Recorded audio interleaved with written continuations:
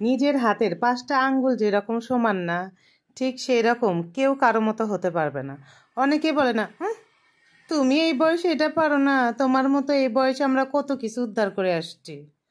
আবার বলে, দেখ পাশের বাড়ির অমুকে তমুকে তোর এই বয়সে কত কিছু করতেছে। আসলে এই কথাগুলা বলা কিন্তু একদম ঠিক না। কেউ কারো মতো হতে পারবে না, কারো কাজের সাথে কারো কাজের মিলবে না। যে যে কাজটা করে না সেই কাজটা দূর থেকে সে বলতে পারবে যে সহজ। হয়তো বছর পরে একবার যদি সে সেই কাজটা করে, তার কাছে মনে হবে যে কাজটা হয়তো সহজ, হয়তো বা লোক দেখানোর জন্য বলতে পারে যে হ্যাঁ কাজটা সহজ, আবার হয়তো বা মনে মনে ভাবতে পারে যে কাজটা কঠিন। আচ্ছা যাই হোক, ইস্তাকের দাদিমার হাতের কিন্তু কিছু স্পেশাল খাবার আছে যে কেউ কারো মতো করতে পারবে না, হাজার চেষ্টা করলেও করতে পারবে না। যেরকম পায়েস সেমাইটা, তারপরে বিরিয়ানিটা, তারপরে কলিজা রান্না, পোলার চাউলের খিচুড়ি। সে যে এত ভালো রান্না করে, কেউ চাইলেও তার মতো পারবে না।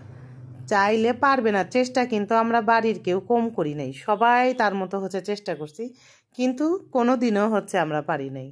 আমরা সব সময় ওয়েট করে থাকি যে ইস্তাকের দাদিমা কবে রান্না করবে, আর সে খুশি মনে আমাদেরকে সেই সব খাবার রান্না বান্না করে খাওয়ায়। কারণ ইস্তাকের দাদিমাকে কেউ যদি একটু পাম্পট্টি দেয় যে আল্লাহ আপনার হাতের এই জিনিসটা কিন্তু খাইতে খুব ভালো লাগে, তাহলে সে গোলে একাকার অবস্থা, তাকে সেটা রান্না করে খাওয়াবে।